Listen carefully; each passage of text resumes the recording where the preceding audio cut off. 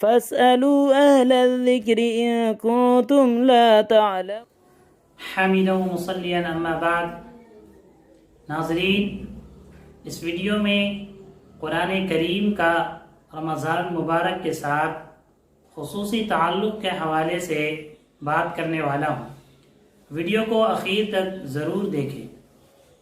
ناظرین، رمضان المبارک کے مہینے میں روزہ کے علاوہ اور بھی عبادتیں ہیں.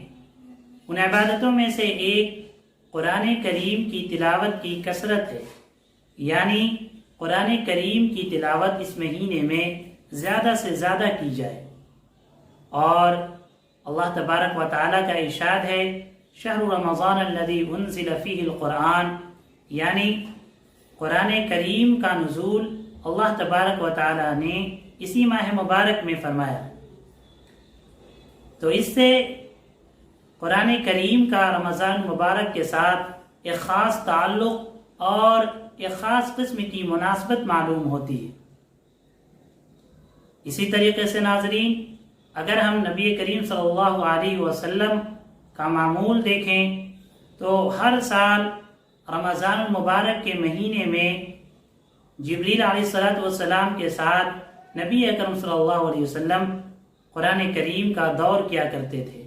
اور جس سال آپ کا وصال ہوا اس سال آپ نے 2 دور فرمایا.